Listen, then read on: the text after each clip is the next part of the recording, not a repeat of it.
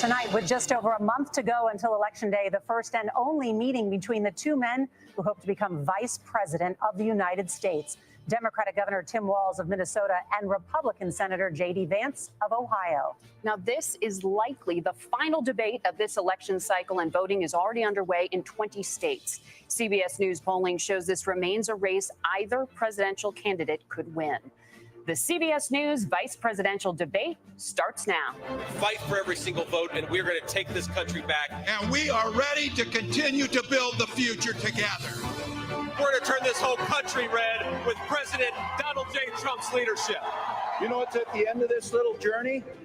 Kamala Harris as the next president of the United States. This is a CBS News special, live from CBS News headquarters in New York. America Decides, the vice presidential debate. Good evening, I'm Nora O'Donnell, and thank you for joining us for tonight's CBS News vice presidential debate. We want to welcome our viewers on CBS, on other networks here in the U.S. and around the world. We have a consequential night ahead, and our focus is the issues that matter to you, the voter. Let's introduce the candidates. Minnesota's Democratic Governor Tim Walz and Ohio's Republican Senator J.D. Vance, tonight meeting for the first time. I'm Margaret Brennan. In order to have a thoughtful and civil debate, these are the rules that both campaigns have agreed to. Questions will be directed at one candidate, who will have 2 minutes to respond. The other candidate will be allowed 2 minutes for rebuttal. Then each candidate will get another minute to make further points, with an additional 1 minute each at the discretion of the moderator. The primary role of the moderators is to facilitate the debate between the candidates, enforce the rules, and provide the candidates with the opportunity to fact-check claims made by each other. CBS News reserves the right to mute the candidates' microphones to maintain decorum. We have not shared the questions or topics with the campaigns. The stage is set. Governor, Senator, thank you for joining us. Let's get started. Tonight, our country is facing several unfolding crises. The Middle East is on the brink of war. Americans are suffering from the catastrophic impact of Hurricane Helene. And now a labor strike as 25,000 dock workers from Maine to Texas are picketing. We're going to begin tonight with the Middle East. Margaret. Thank you, Nora. Earlier today, Iran launched its largest attack yet on Israel, but that attack failed, thanks to joint U.S. and Israeli defensive action. President Biden has deployed more than 40,000 U.S. military personnel and assets to that region over the past year to try to prevent a regional war. Iran is weakened, but the U.S. still considers it the largest state sponsor of terrorism in the world, and it has drastically reduced the time it would take to develop a nuclear weapon. It is down now to 1 or 2 weeks' time. Governor Walz, if you were the final voice in the Situation Room, would you support or oppose a preemptive strike by Israel on Iran? You have 2 minutes. Well, thank you. And thank you for those joining at home tonight. Let's keep in mind where this started. October 7th, Hamas terrorists massacred over 1,400 Israelis and took prisoners. Israel's ability to be able to defend itself is absolutely fundamental. Getting its hostages back, fundamental, and ending the humanitarian crisis in Gaza. But the expansion of Israel and its proxies is an absolute fundamental necessity for the United States to have the steady leadership there. You saw it experienced today, where along with our Israeli partners and our coalition, able to stop the incoming attack. But what's fundamental here is that steady leadership is going to matter. It's clear, and the world saw it on that debate stage a few weeks ago. A nearly 80-year-old Donald Trump talking about crowd sizes is not what we need in this moment. But it's not just that. It's those that were closest to Donald Trump that understand how dangerous he is when the world is this dangerous. His chief of staff, John Kelly, said that he was the most flawed human being he'd ever met. And both of his secretaries of defense and his national security advisors said he should be nowhere near the White House. Now, the person closest to them, Donald Trump, said he's unfit for the highest office. That was Senator Vance. What we've seen out of Vice President Harris is we've seen steady leadership. We've seen a calmness that is able to draw on the coalitions to bring them together, understanding that our allies matter. When our allies see Donald Trump turn towards Vladimir Putin, turn towards North Korea, when we start to see that type of fickleness around holding the coalitions together, we will stay committed. And as the vice president said today we will protect our forces and our allied forces, and there will be consequences. Governor, your time is up. Senator Vance, the same question.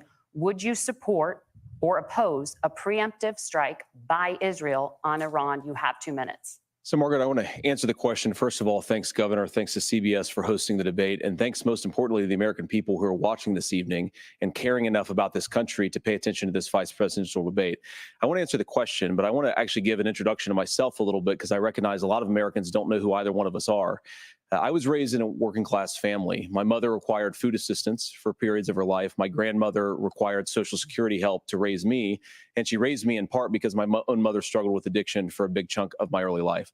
I went to college on the GI Bill after I enlisted in the Marine Corps and served in Iraq. And so I stand here asking to be your vice president with extraordinary gratitude for this country, for the American dream that made it possible for me to live my dreams. And most importantly, I know that a lot of you are worried about the chaos in the world and the feeling that the American dream is unattainable.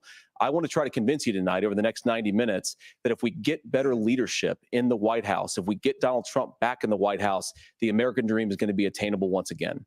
Now, to answer this particular question, we have to remember that as much as Governor Walz just accused Donald Trump of being an agent of chaos, Donald Trump actually delivered stability in the world, and he did it by establishing effective deterrence. People were afraid of stepping out of line. Iran, which launched this attack, has received over $100 billion in unfrozen assets thanks to the Kamala Harris administration. What do they use that money for? They use it to buy weapons that they're now launching against our allies, and God forbid, potentially launching against the United States as well. Donald Trump recognized that for people to fear the United States, you needed peace through strength. They needed to recognize that if they got out of line, the United States global leadership would put stability and peace back in the world. Now, you asked about a preemptive strike, Margaret, and I want to answer the question. Look, it is up to Israel what they think they need to do to keep their country safe, and we should support our allies wherever they are when they're fighting the bad guys. I think that's the right approach to take with the Israel question. Thank you, Senator. Governor Walz, do you care to respond to any of the allegations? Well, look, Donald Trump was in office. We'll sometimes hear a revisionist history, but when Donald Trump was in office, it was Donald Trump who we had a coalition of nations that had boxed Iran's nuclear program in, the inability to advance it. Donald Trump pulled that program and put nothing else in its place. So Iran is closer to a nuclear weapon than they were before because of Donald Trump's fickle leadership. And when Iran shot down an American aircraft in international airspace, Donald Trump tweeted, because that's the standard diplomacy of Donald Trump. And when Iranian missiles did fall near U.S. troops and they received traumatic brain injuries, Donald Trump wrote it off as headaches. Look, our allies understand that Donald Trump is fickle. He will go to whoever has the most flattery or where it makes sense to him. Steady leadership like you witnessed today, like you witnessed in April. Both Iranian attacks were repelled. Our coalition is strong, and we need the steady leadership that Kamala Harris is providing. Senator Vance, the U.S. did have a diplomatic deal with Iran to temporarily pause parts of its nuclear program, and President Trump did exit that deal. He recently said, just 5 days ago, the U.S. must now make a diplomatic deal with Iran because the consequences are impossible. Did he make a mistake? You have 1 minute. Well, first of all, Margaret, diplomacy is not a dirty word, but I think that's something that Governor Walz just said is quite extraordinary. You yourself just said Iran is as close to a nuclear weapon today as they have ever been. And Governor Walz, you blamed Donald Trump. Who has been the vice president for the last 3.5 years? And the answer is your running mate, not mine. Donald Trump consistently made the world more secure. Now, we talk about what the sequence of events that led us to where we are right now, and you can't ignore October the 7th, which I appreciate Governor Walz bringing up. But when did Iran and Hamas and their proxies attack Israel? It was during the administration of Kamala Harris. So Governor Walz can criticize Donald Trump's tweets, but effective, smart diplomacy and peace through strength is how you bring stability back to a very broken world. Donald Trump has already done it once before. Ask yourself at home, when was the last time, I'm 40 years old, when was the last time that an American president didn't have a major conflict break out? The only answer is during the 4 years that Donald Trump was president. Gentlemen, we have a lot to get to. Nora? Margaret, thank you. Let's turn now to Hurricane Helene. The storm could become one of the deadliest on record. More than 160 people are dead and hundreds more are missing. Scientists say climate change makes these hurricanes larger, stronger, and more deadly because of the historic rainfall.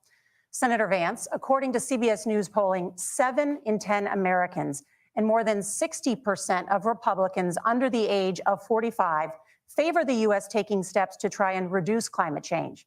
Senator, what responsibility would the Trump administration have to try and reduce the impact of climate change? I'll give you 2 minutes. Sure. So first of all, let's start with the hurricane, because it's an unbelievable, unspeakable human tragedy. I just saw today actually a photograph of 2 grandparents on a roof with a 6-year-old child, and it was the last photograph ever taken of them because the roof collapsed and those innocent people lost their lives. And I'm sure Governor Walz joins me in saying our hearts go out to those innocent people, our prayers go out to them, and we want as robust and aggressive as a federal response as we can get to save as many lives as possible, and then of course afterwards to help the people in those communities rebuild. I mean, these are communities that I love. Some of them I know very personally in Appalachia, all across the Southeast. They need their government to do their job. And I commit that when Donald Trump is president again, the government will put the citizens of this country first when they suffer from a disaster.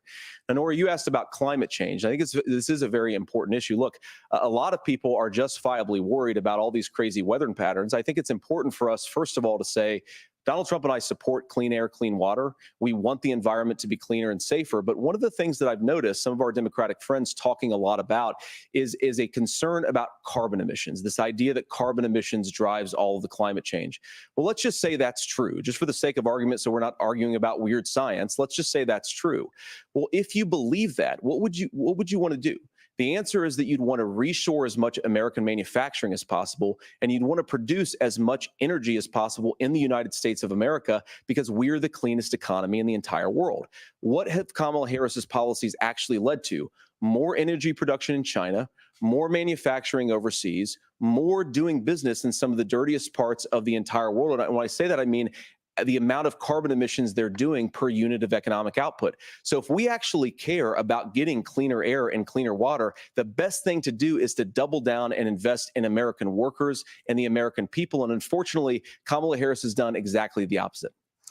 Governor Walz, you have 2 minutes to respond. Well, we got close to an agreement because all those things are happening. Look, first of all, it is a horrific tragedy with this hurricane. And my heart goes out to the folks that are down there in contact with the governors. I serve as co-chair of the Council of Governors as we work together on these emergency managements. Governors know no partisanship. They work together to all of the governors and the emergency responders are on the ground. Those happen on the front end.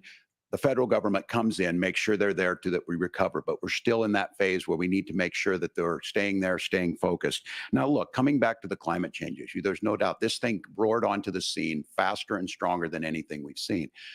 Senator Vance has said that there's a climate problem in the past. Donald Trump called it a hoax and then joked that these things would make more beachfront property to be able to invest in. What we've seen out of the Harris administration now, the Biden-Harris administration, is we've seen this investment. We've seen massive investments, the biggest in global history that we've seen in the Inflation Reduction Act, has created jobs all across the country. 2,000 in Jeffersonville, Ohio, taking the EV technology that we invented and making it here. 200,000 jobs across the country. The largest solar manufacturing plant in North America sits in Minnesota. But my farmers know climate change is real. They've seen 500-year droughts, 500-year floods back to back. But what they're doing is adapting, and this has allowed them to tell me, look, I harvest corn, I harvest soybean, and I harvest wind. We are producing more natural gas and more oil at any time than we ever have. We're also producing more clean energy. So the solution for us is to continue to move forward, that climate change is real. Reducing our impact is absolutely critical, but this is not a false choice. You can do that at the same time you're creating the jobs that we're seeing all across the country. That's exactly what this administration has done. We are seeing us becoming an energy superpower for the future, not just the current. And that's what absolutely makes sense. And then we start thinking about how do we mitigate these disasters? Thank you. Senator, I want to give you an opportunity to respond there. The governor mentioned that President Trump has called climate change a hoax. Do you agree? Well, look, what the president has said is that if the Democrats, in particular Kamala Harris and her leadership, if they really believe that climate change is serious, what they would be doing is more manufacturing and more energy production in the United States of America, and that's not what they're doing. So clearly, Kamala Harris herself doesn't believe her own rhetoric on this. If she did, she would actually agree with Donald Trump's energy policies. Now, something Governor Walz said I think is important to touch upon, because when we talk about clean energy, I think that's a slogan that often the Democrats will use here. And I'm talking, of course, about the Democratic leadership.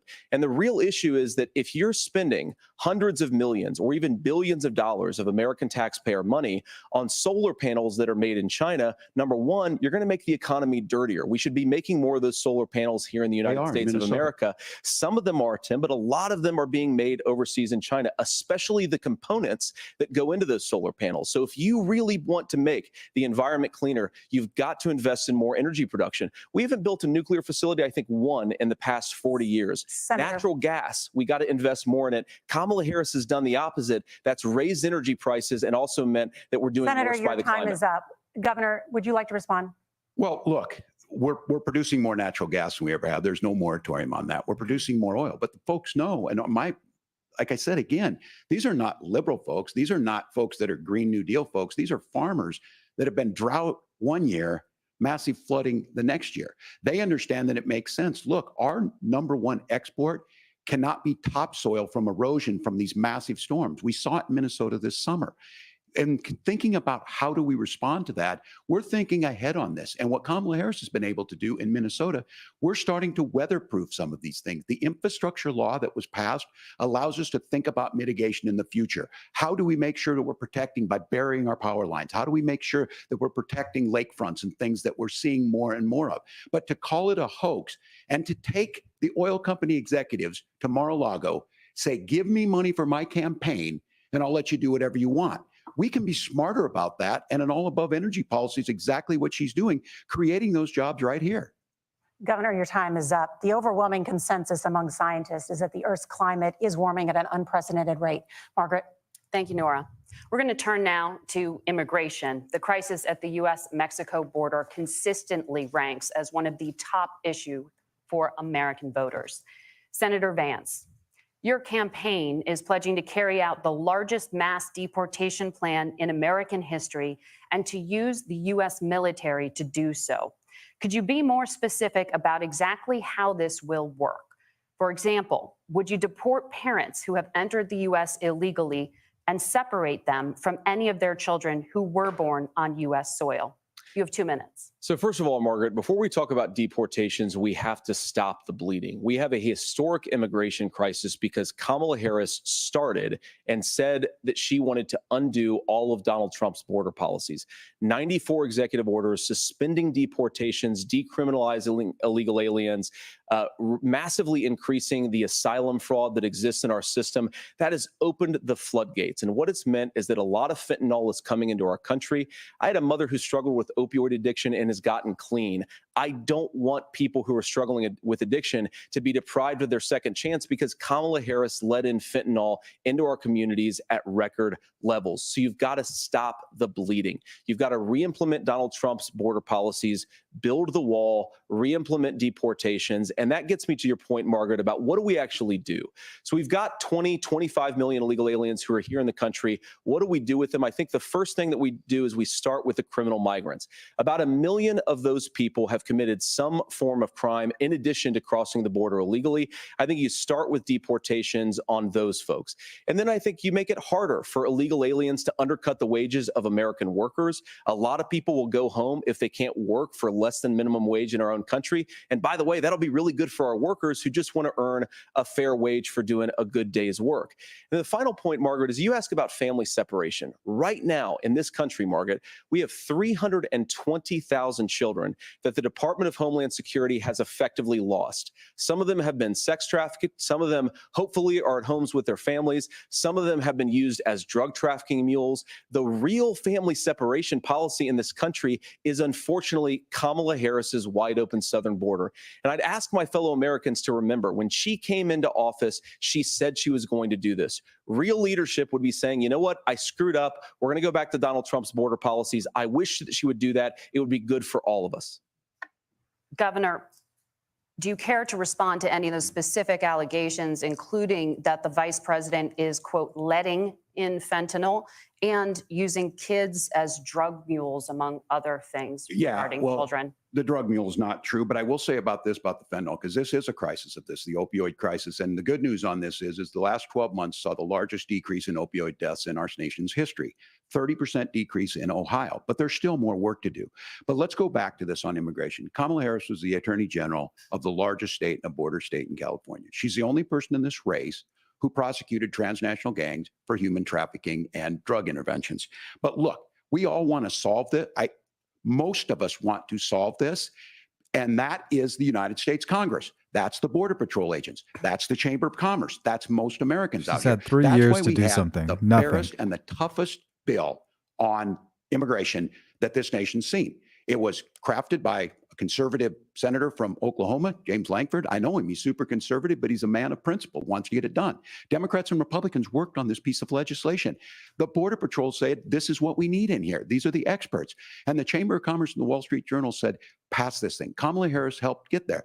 1,500 new border agents, detection for drugs, DOJ money to speed up these the adjudications on this, just what America wants.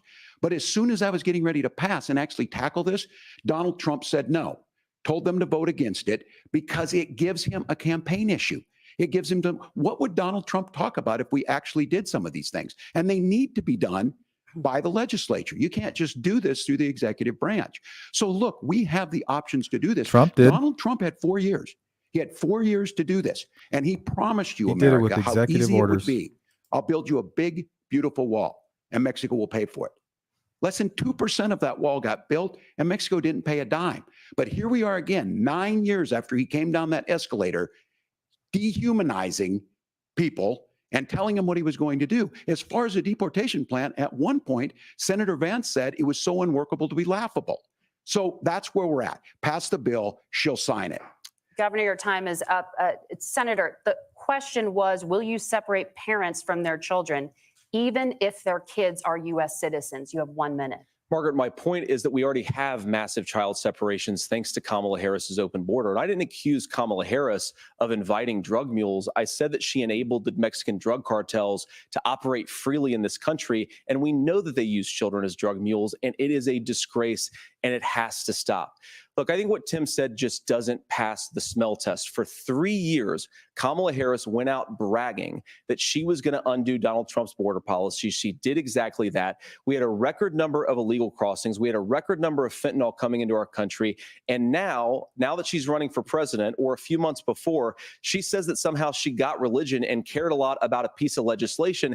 The only thing that she did when she became the vice president, when she became the appointed border czar, was to undo 94 Donald Trump executive actions that opened the border. This problem is leading to massive problems in the United States of America.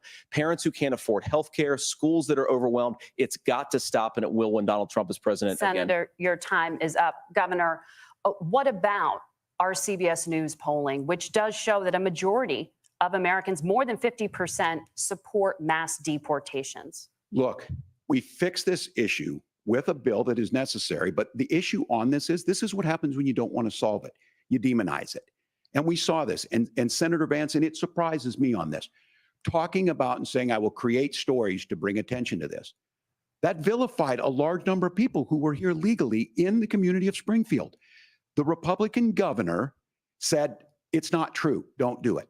There's consequences for this. There's consequences. We could come together. Senator Lankford did it. We could come together and solve this. Isn't this the guy that wants tampons in the boys' bathrooms? To make it an issue. And the consequences in Springfield were the governor had to send state law enforcement to escort kindergartners to school. I believe Senator Vance wants to solve this, but by standing with Donald Trump and not working together to find a solution, it becomes a talking point. And when it becomes a talking point like this, we dehumanize and villainize other human beings. Tim, Governor, your time is up. Senator, I'll give you 1 minute, but let me just ask you the question first. The governor has made the point, and I think as a sitting lawmaker, you know that Congress controls the purse strings and any funding. So you have said repeatedly that Donald Trump would, through executive action, solve this. Do you disagree that Congress controls the purse strings and would need to support many of the changes that you would actually want to implement? You have 1 minute. Look, Margaret, first of all, the gross majority of what we need to do at the southern border is just empowering law enforcement to do their job. I've been to the southern border more than our borders are. Kamala Harris has been. And it's actually heartbreaking because the Border Patrol agents, they just want to be empowered to do their job. Of course, additional resources would help, but most of this is about the president and the vice president empowering our law enforcement to say, if you try to come across the border illegally, you've got to stay in Mexico, you've got to go back through proper channels. Now, Governor Walz brought up the community of Springfield, and he's very worried about the things that I've said in Springfield. Look, in Springfield, Ohio, and in communities all across this country, you've got schools that are overwhelmed. You've got hospitals that are overwhelmed. You've got housing that is totally unaffordable because we brought in millions of illegal immigrants to compete with Americans for scarce homes. The people that I'm most worried about in Springfield, Ohio, are the American citizens who have had their lives destroyed by Kamala Harris's open border. It is a disgrace, Tim. And I actually think, I agree with you. I think you want to solve this problem, but I don't think that Kamala Harris does. Senator, your time is up. Governor, you have 1 minute to respond. Yeah, well, it is law enforcement that asked for the bill. They helped craft it. They're the ones that supported it. That's because they know we need to do this. Look, this issue of continuing to bring this up, of not dealing with it, of blaming migrants for everything. On housing, we could talk a little bit about Wall Street speculators buying up housing and making them less affordable, but it becomes a blame. Look, this bill also gives the money necessary to adjudicate. I agree. It should not take 7 years for an asylum claim to be done. This bill gets it done in 90 days. Then you start to make a difference in this and you start to adhere to what we know, American principles.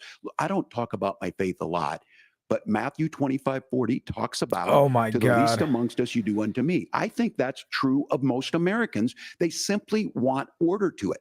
This bill does it. Talking about It's the Bible. funded. It's supported by the people who do it. And it lets us keep our dignity about how we treat other people.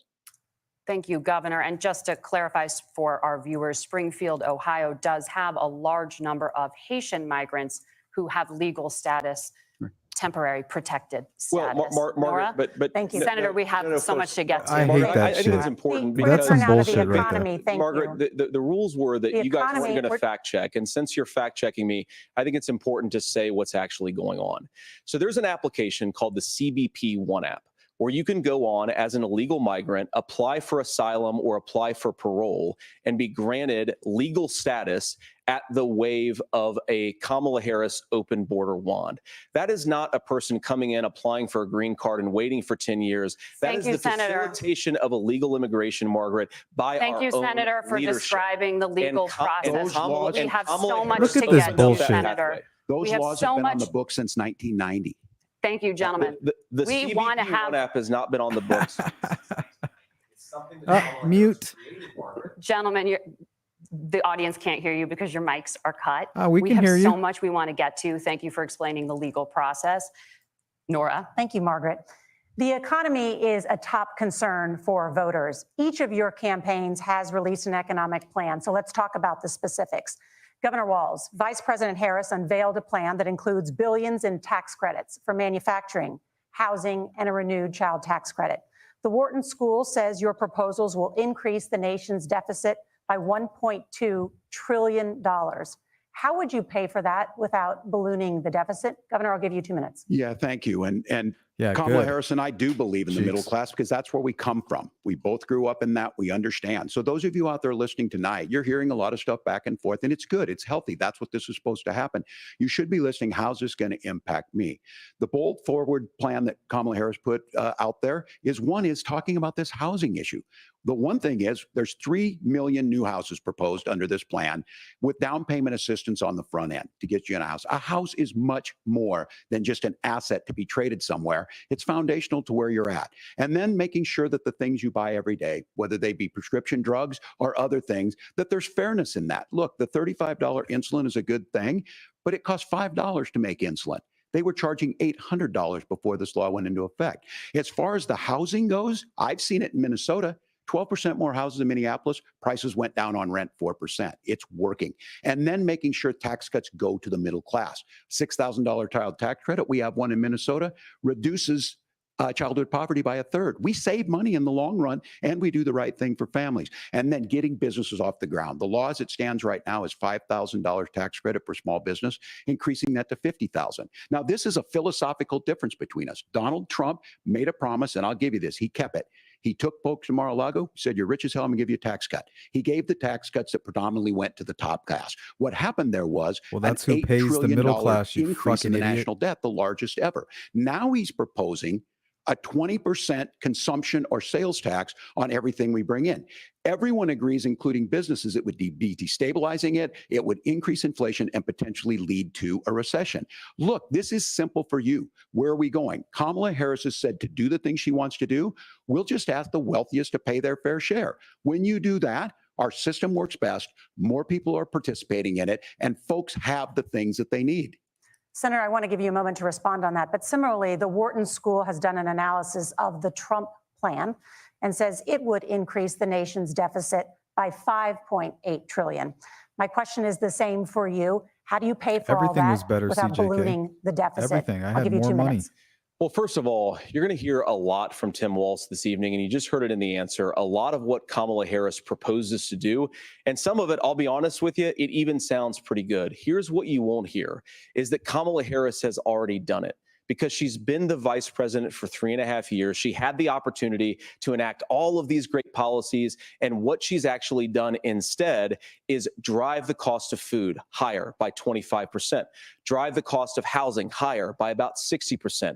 Open the American southern border and make middle-class life unaffordable for a large number of Americans. If Kamala Harris has such great plans for how to address middle-class problems, then she ought to do them now. Not when asking for a promotion, but in the job the American people gave her 3.5 years ago. And the fact that she isn't tells you a lot about how much you can trust her actual plans. Now, Donald Trump's economic plan is not just a plan, but it's also a record. A lot of those same economists attack Donald Trump's plans, and they have PhDs, but they don't have common sense and they don't have wisdom, because Donald Trump's economic policies delivered the highest take-home pay in a generation in this country, 1.5% inflation, and to boot, peace and security all over the world. So when people say that Donald Trump's economic plan doesn't make sense, I say, look at the record. He delivered rising take-home pay for American workers. Now, Tim admirably admits that they want to undo the Trump tax cuts. But if you look at what was so different about Donald Trump's tax cuts, even from previous Republican tax cut plans, is that a lot of those resources went to giving more take-home pay to middle class and working class Americans. It was passed in 2017, and you saw an American economic boom unlike we've seen in a generation in this country. That is a record that I'm proud to run on, and we're going to get back to that common sense wisdom so that you can afford to live the American dream again. I know a lot of you are struggling. I know a lot of you are worried about paying the bills. It's going to stop when Donald Trump brings back common sense to this country. Governor, do you want to respond to that? What has Kamala Harris done for the middle class? Yeah, well, Kamala Harris's day one was Donald Trump's failure on COVID that led to the collapse of our economy. We were already before COVID in a manufacturing recession, but 10 million people out of work, largest percentage since the Great Depression.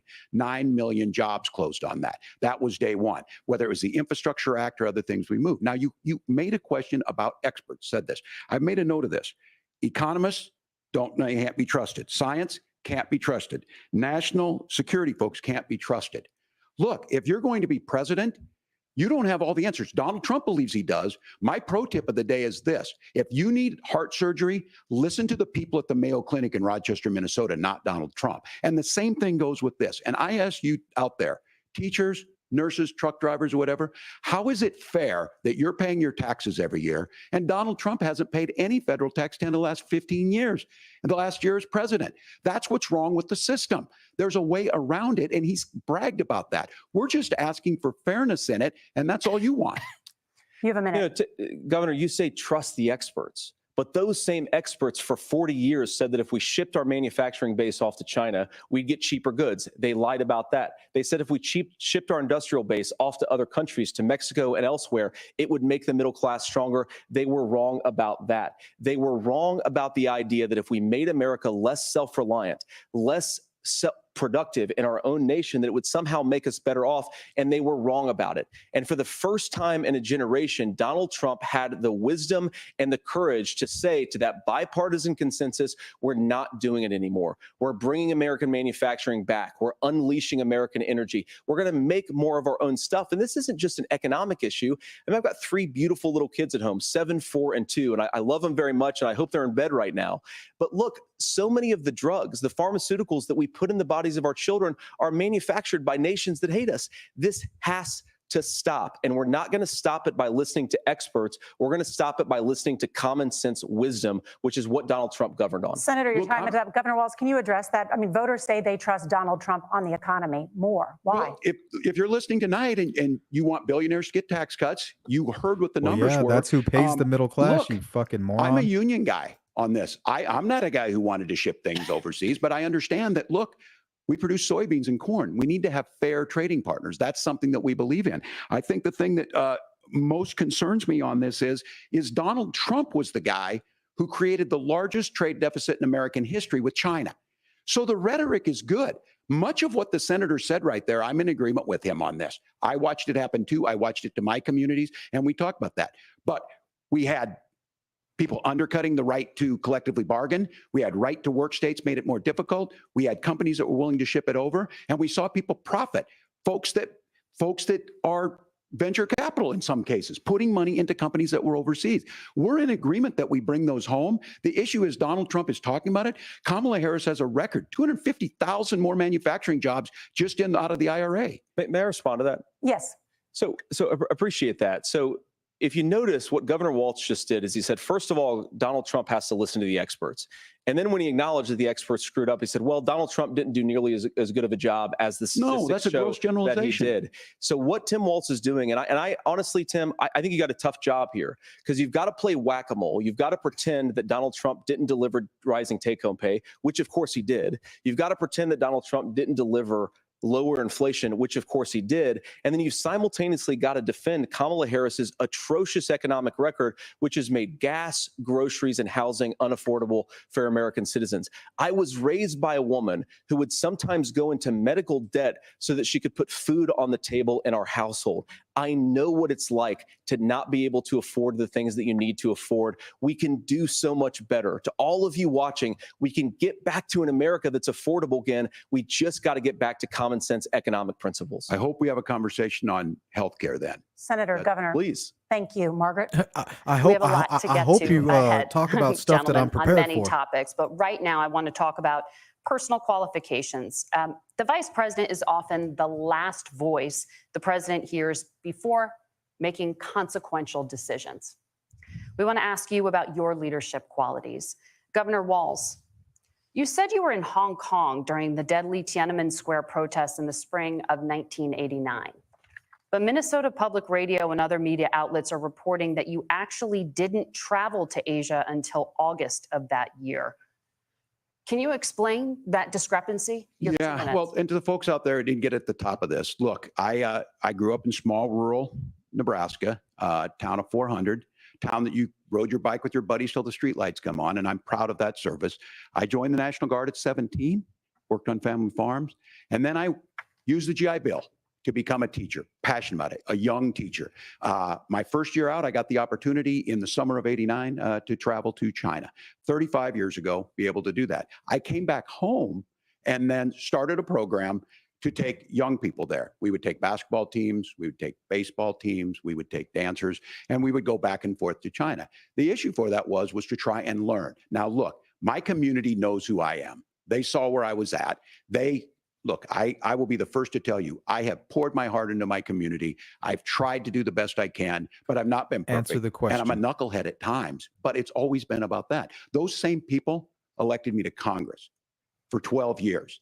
And in Congress, I was one of the most bipartisan people, working on things like farm bills that we got done, working on veterans benefits. And then the people of Minnesota were able to elect me to governor twice. So look, my commitment has been from the beginning to make sure that I'm there for the people, to make sure that I get this right. I will say more than anything, many times I will talk a lot. I will get caught up in the rhetoric. But being there, the impact it made, the difference it made in my life, I learned a lot about China. I hear the critiques of this. I would make the case that Donald Trump should have come on one of those trips with us. I guarantee you he wouldn't be praising Xi Jinping about COVID.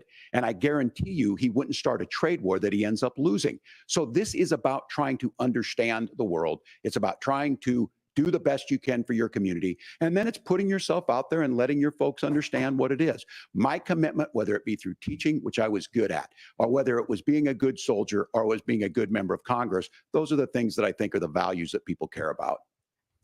Governor, just to follow up on that, the question was, can you explain the discrepancy? All I said on this was I got there that summer and misspoke on this. So I will just, that's what I've said. So yes, I lied. So I was in Hong Kong and China during the democracy protests went in. And from that, I learned a lot of what needed to be in governance. Thank you, Governor. him. Senator Vance, in 2016, you called your running mate, Donald Trump, unfit for the nation's highest office, and you said he could be America's Hitler.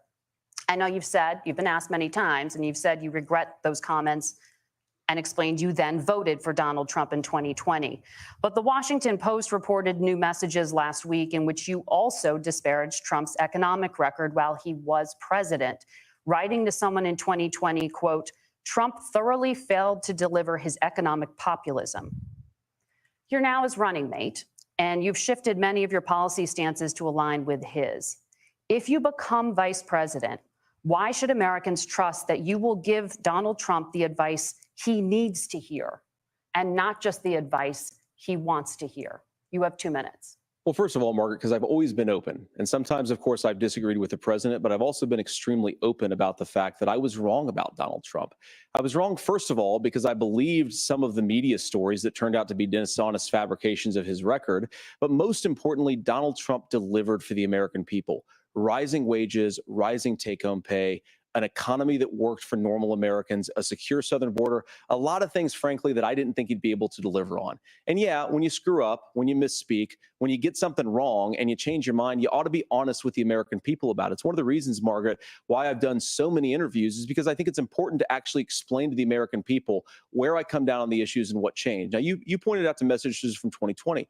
Margaret, I've been extremely consistent that I think there were a lot of things that we could have done better in the Trump administration, the first round, if Congress was doing its job. I strongly believe, and I've been a United States Senator, that Congress is not just a high-class debating society. It's not just a forum for senators and congressmen to whine about problems. It's a forum to govern. So there were a lot of things on the border, on tariffs, for example, where I think that we could have done so much more if the Republican Congress and the Democrats in Congress had been a little bit better about how they govern the country. They were so obsessed with impeaching Donald Trump, they couldn't actually govern. And I want to talk about this tariff issue in particular, Margaret, because Tim just accused this of being a national sales tax. Look, the one thing, and you're probably surprised to hear me praising Joe Biden, but the one thing that Joe Biden did is he continued some of the Trump tariffs that protected American manufacturing jobs. And it's the one issue, the most pro-worker part of the Biden administration, it's the one issue where Kamala Harris has run away from Joe Biden's record. Think about this. If you're trying to employ slave laborers in China at $3 a day, you're going to do that and undercut the wages of American workers unless our country stands up for itself and says, you're not accessing our markets unless you're paying middle-class Americans a fair wage. Senator, your time is up. Nora? Thank you. Now to the issue of reproductive rights. Governor Walz, after Roe versus Wade was overturned, you signed a bill into law that made Minnesota one of the least restrictive states in the nation when it comes to abortion. Former President Trump said in the last debate that you believe abortion, quote, in the 9th month is absolutely fine. Yes or no? Is that what you support? I'll give you 2 minutes. That's not what the bill says, but look, this issue is what's on everyone's mind. Donald Trump put this all into motion. He brags about how great it was that he put the judges in and overturned Roe versus Wade, 52 years of personal autonomy. And then he tells us, oh, we send it to the states. It's a beautiful thing. Amanda Zaworski would disagree with you on it's a beautiful thing. A young bride in Texas waiting for their child at 18 weeks. She has a complication, a tear in the membrane. She needs to go in. The medical care at that point needs to be decided by the doctor. And that would have been an abortion. But in Texas, that would have put them in legal jeopardy. She went home, got sepsis, nearly dies, and now she may have difficulty having children.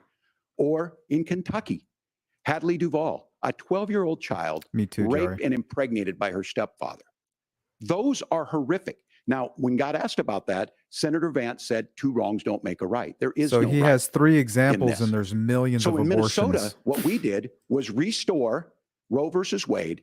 We made sure that we put women in charge of their health care. But look, this is not where, if you don't know Amanda or a Hadley, you soon will. Their Project 2025 is going to have a registry of pregnancies. It's going to make it more difficult, if not impossible, to get contraception and limit access, if not eliminate access to infertility treatments. For so many of you out there listening, me included, infertility treatments are why I have a child. That's nobody else's business, but those things are being proposed. And the catch-all on this is, well, the states will decide what's right for Texas might not be right for Washington.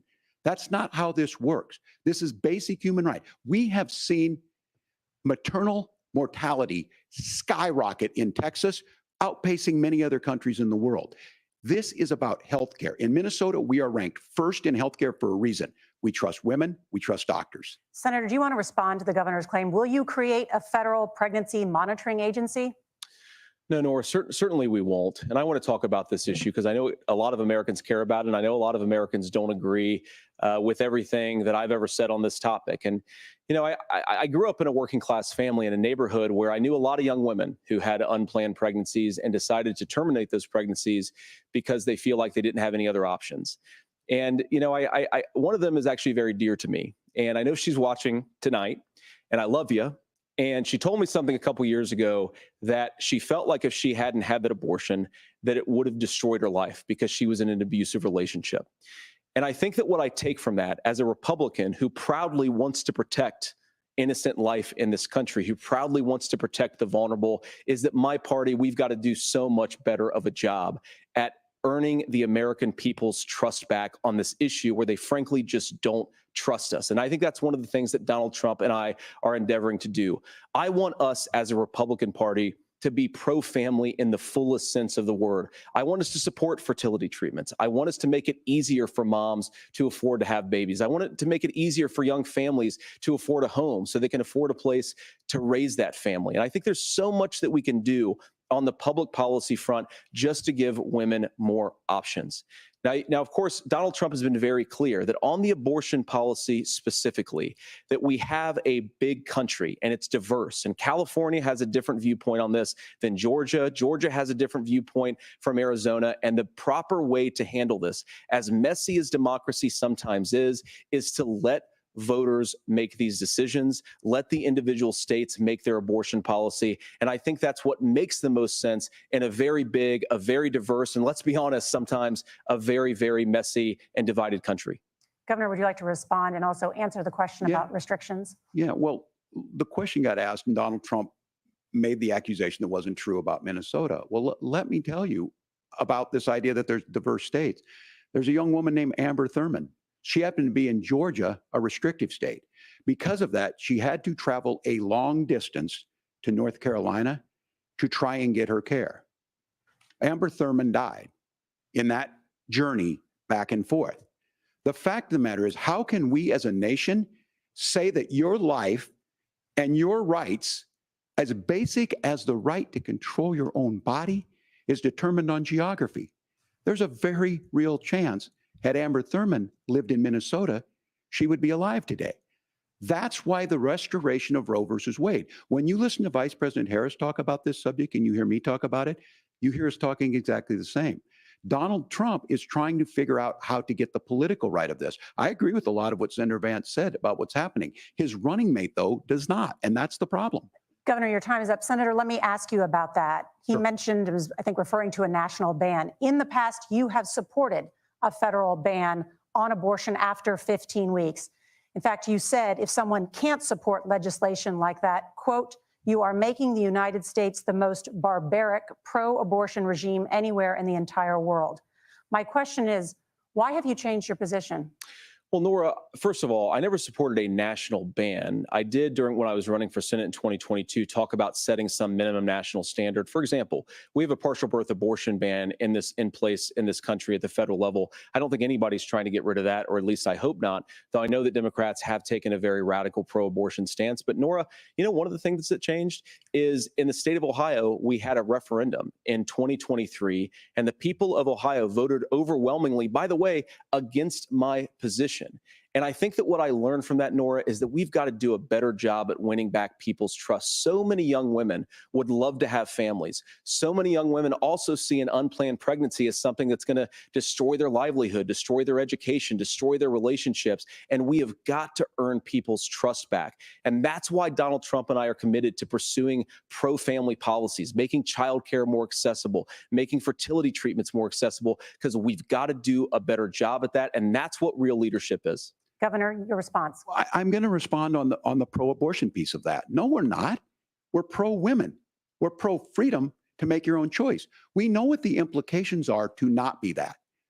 Women having miscarriages, women not getting the care, physicians feeling like they may be prosecuted for providing that care. And as far as making sure that we're educating our children and giving them options, Minnesota's a state with one of the lowest teen pregnancy rates. We understand that too. We know that the options need to be available, and we make that true. We also make it, we're a top 3 state for the best place to raise children. But these two things, to try and say that we're pro-children, but we don't like this, or you guys are pro-abortion, that's not the case at all. We are pro-freedoms for women to make their choices, and we're going, and Kamala Harris is making the case, to make options for children more affordable, a $6,000 child tax credit, but we're not going to base that on the backs of making someone like Amber Thurman drive 600 miles to try and get health care. Senator. May I respond to that? First of all, Governor, I agree with you. Amber Thurman should still be alive, and there are a lot of people who should still be alive, and I certainly wish that she was. And maybe you're free to disagree with me on this and explain this to me, but as I read the Minnesota law that you signed into law, the statute that you signed into law, it says that a doctor who presides over an abortion where the baby survives, the doctor is under no obligation to provide life-saving care to a baby who survives a botched late-term abortion. That is, I think, That's whether you're pro-choice or pro-abortion, that is fundamentally barbaric. And that's why I use that word, Nora, is because some of what we've seen, do you want to force Catholic hospitals to perform abortions against their will? Because Kamala Harris has supported suing Catholic nuns to violate their freedom of conscience. We can be a big and diverse country where we respect people's freedom of conscience and make the country more pro-baby and pro-family. But please. Yes, Governor, please respond. Look, this is one where there's always something there. This is a very simple proposition. These are women's decisions to make about their healthcare decisions, and the physicians who know best when they need to do this. Trying to distort the way a law is written to try and make a point, that's not it at all. What was I wrong about, Governor? Please tell me, what was I wrong about? That is not the way the law is written. Look, I've given But how? I've given this advice on a lot of things, that getting involved, getting engaged, that's been misread, and it was fact-checked at the last debate. But the point on this is there's a continuation of these guys to try and tell women or to get involved. I use this line on this, just mind your own business on this. Things worked best when Roe versus Wade was in place. When we do a restoration of Roe, that works best. That doesn't preclude us from increasing funding for children. It doesn't increase us from making sure that once that child's born, like in Minnesota, they get meals, they get early childhood education, they get health care. So the hiding behind we're going to do all these other things when you're not proposing them in your budget. Kamala Harris is proposing them. She's proposing all those things to make life easier for families. I asked a specific question, Governor. You gave me a slogan as a response. It's not the case. It's not true. That's not what the law says. So they fact-checked it with President Trump. Gentlemen, there's a lot to discuss. We have to move on, and we're going to be right back with much more of the CBS News vice presidential debate in just a moment.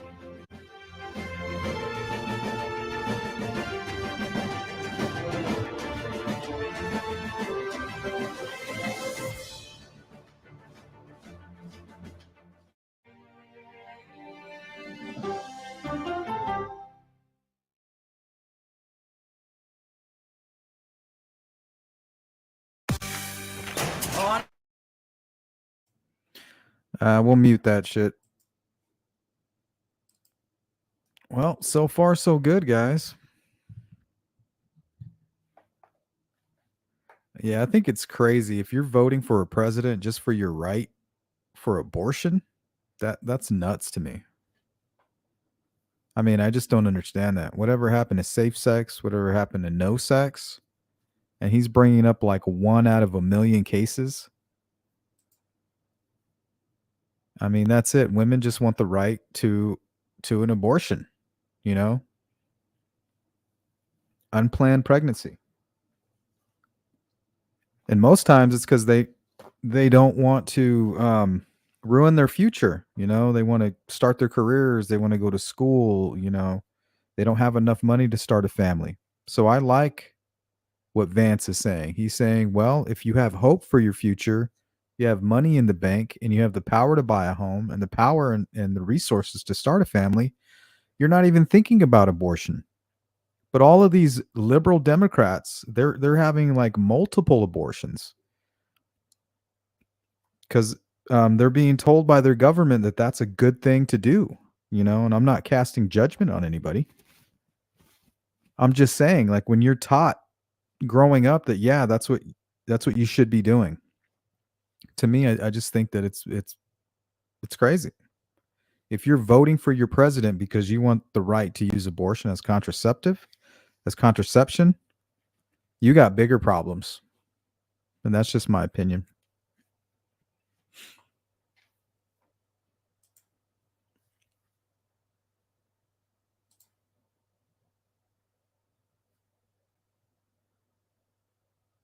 Yeah, hopefully they talk about that strike, because we haven't even felt the ripple effects of that yet, and it's coming.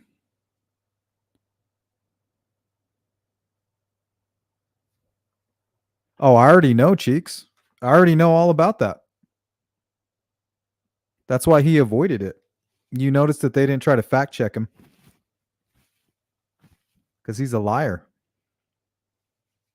He'll never admit how disgusting he is or how disgusting Kamala Harris is. Or I mean, the Democratic Party in general. I mean, I believe it. They're evil. 100%.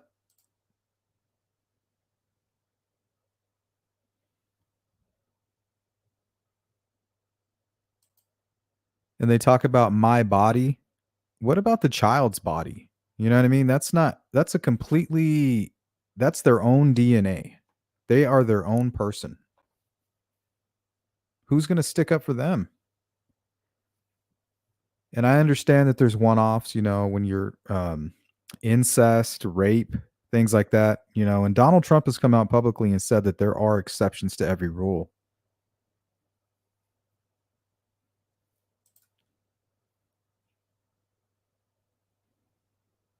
Hey, what's up, Sparky?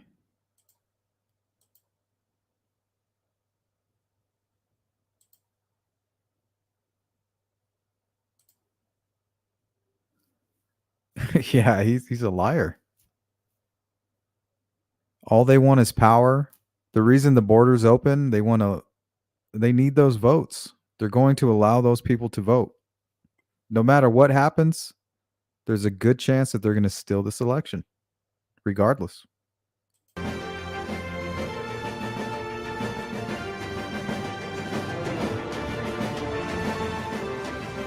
Welcome back to the CBS News vice presidential debate. We want to turn now to America's gun violence epidemic. The leading cause of death for children and teens in America is by firearms.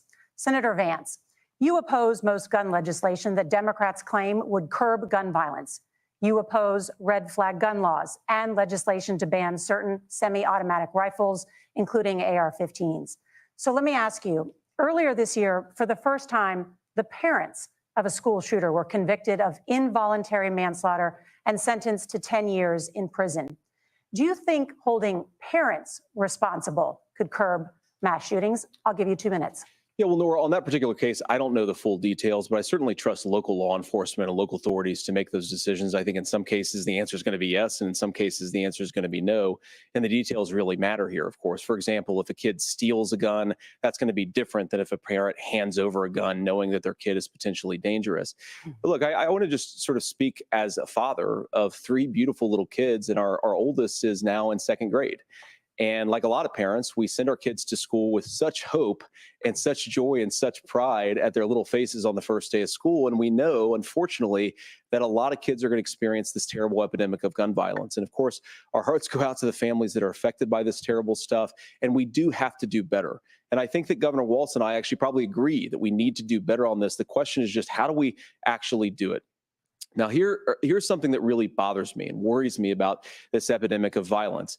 The gross majority, close to 90% in some of the statistics I've seen, of the gun violence in this country is committed with illegally obtained firearms. And while we're on that topic, we know that thanks to Kamala Harris's open border, we've seen a massive influx in the number of illegal guns run by the Mexican drug cartels. So that number, the amount of illegal guns in our country is higher today than it was 3.5 years ago. But what do we do about the schools? What do we do to protect our kids? And I think the answer is, and I say this not loving the answer, because I don't want my kids to go to school in a school that feels unsafe or where there are visible signs of security. But I unfortunately think that we have to increase security in our schools. We have to make the doors lock better. We have to make the doors stronger. We've got to make the windows stronger. And of course, we've got to increase school resource officers, because the idea that we can magically wave a wand and take guns out of the hands of bad guys, it just doesn't fit with recent experience. So we've got to make our schools safer. And I think we've got to have some common sense bipartisan solutions for how to do that. Governor, you have 2 minutes. Well, I think all the parents watching tonight, this is just your biggest nightmare. Look, I got a 17-year-old, and he witnessed a shooting at a community center playing volleyball. Those things don't leave you. As a member of Congress, I sat in my office surrounded by dozens of the Sandy Hook parents, and they were looking at my 7-year-old picture on the wall. Their 7-year-old were dead, and they were asking us to do something. And look, I'm a hunter. I own firearms. The vice president is. We understand that the Second Amendment is there, but our first responsibility is to our kids to figure this out. In Minnesota, we've enacted enhanced red flag laws, enhanced background checks, and we can start to get data. But here's the problem. If we really want to solve this, we've got folks that won't allow research to be even done on gun violence. And this idea that we should just live with it, and here's what I do think, that this is a good start to the conversation. I 100% believe that Senator Vance hates it when these kids, it's abhorrent and it breaks your heart. I agree with that. But that's not far enough when we know there are things that work. I've spent time in Finland and seen some Finnish schools. They don't have this happen, even though they have a high gun ownership rate in the country. There are reasonable things that we can do to make a difference. It's not infringing on your Second Amendment. And the idea to have some of these weapons out there, it just doesn't make any sense. Kamala Harris, as an attorney general, worked on this issue. She knows that it's there. No one's trying to scaremonger and say we're taking your guns, but I ask all of you out there, do you want your schools hardened to look like a fort? Is that what we have to go? When we know there's countries around the world that their children aren't practicing these types of drills.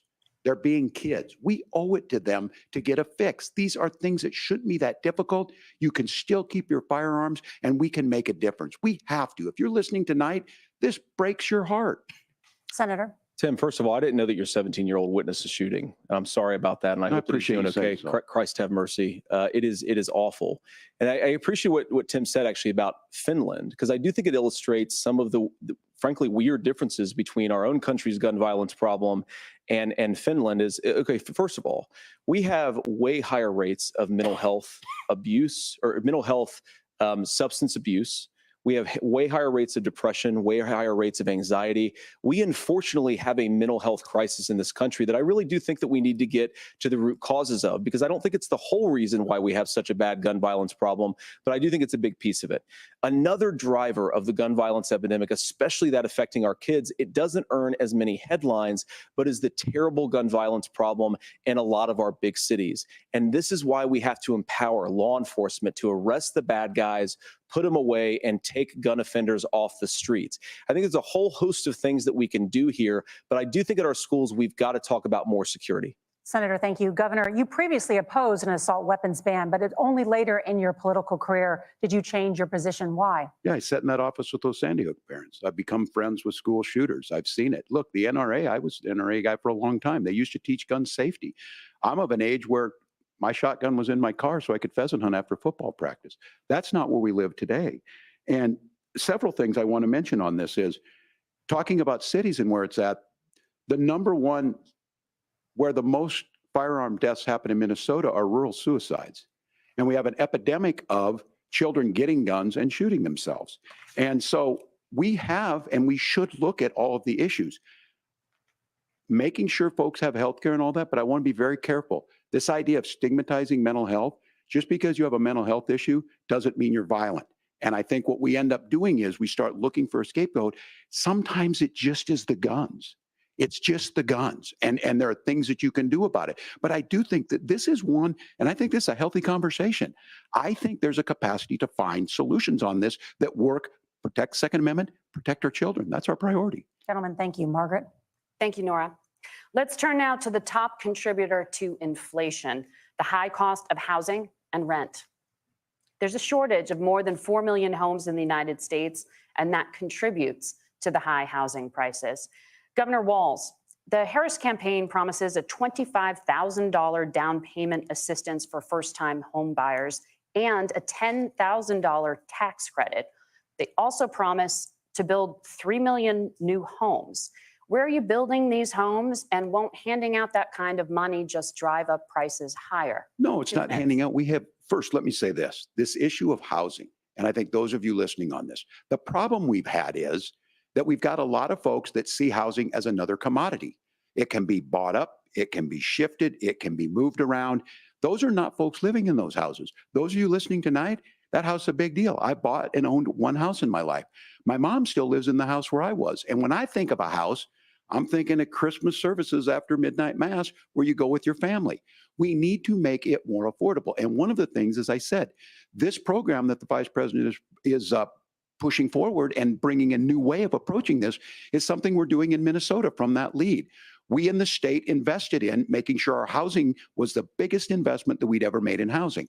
It starts to make it easier. We cut some of the red tape. Local folks, look, we can't do it at the federal level, but local folks make it easier to build those homes. And then that down payment assistance. I can tell all of you out there, one of the, certainly for me, using the GI Bill was one thing, but a veteran's home loan, the big thing about a veteran's home loan is you don't have to pay the down payment. Those are things that make it there. Now, look, you're going to pay it back and you're going to pay your mortgage. Those are things that we know in the long run, the appreciated value, the generational wealth that's created from it. And I will give Minneapolis an example. Minneapolis is the one city where we've seen the lowest inflation rates. We've seen a 12% increase in stock because we put some of these things in, and we're implementing a state program to make sure we give some of that down payment assistance. We get it back from people because here's what we know. People with stable housing end up with stable jobs. People with stable housing have their kids able to get to school. All of those things in the long run end up saving our money. And that's the thing that I think we should be able to find some common ground in, but we can't blame immigrants for the only reason. That's not the case that's happening in many cities. The fact of the matter is that we don't have enough naturally affordable housing, but we can make sure that the government's there to help kickstart it, create that base. Governor, your time is up. Senator Vance, as far Dude as is your foaming at the campaign's mouth. position, the promise is to seize federal lands to build homes, remove regulation, provide tax breaks, and cut back on immigration, which you say pushes up prices. Where are you going to build all the new homes you're promising? And what part of any of this plan will provide immediate relief? You have 2 minutes. Well, first of all, Tim just said something that I agree with. We don't want to blame immigrants for higher housing prices, but we do want to blame Kamala Harris for letting in millions of illegal aliens into this country, which does drive up costs, Tim. 25 million illegal aliens competing with Americans for scarce homes is one of the most significant drivers of home prices in the country. It's why we have massive increases in home prices that have happened right alongside massive increases in illegal alien populations under Kamala Harris's leadership. Now, Tim just mentioned a bunch of ideas.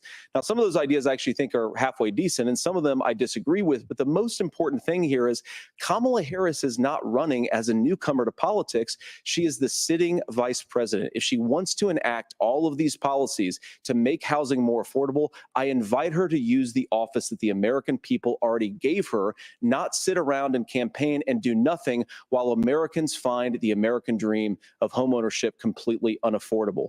Now, you asked, Margaret, what would immediately change the equation for American citizens?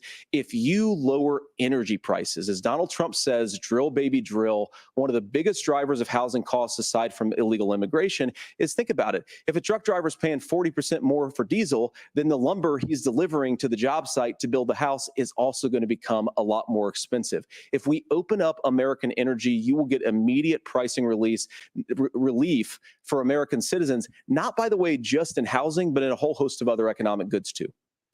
Senator Vance, you still have 23 seconds there. Do you want to answer? Can I have it? Where, yeah. Governor, we will get to you in a moment. But Senator, where are you going to seize the federal lands? Can you clarify? Well, what Donald Trump has said is we have a lot of federal lands that aren't being used for anything. They're not being used for national park. They're not being used, and they could be places where we build a lot of housing. And I do think that we should be opening up building in this country. We have a lot of land that could be used. We have a lot of Americans that need homes. We should be kicking out illegal immigrants who are competing for those homes, and we should be building more homes for the American citizens who deserve to be here. Senator, your time is up. Governor, I do want to let you respond to the allegation that the vice president is letting in.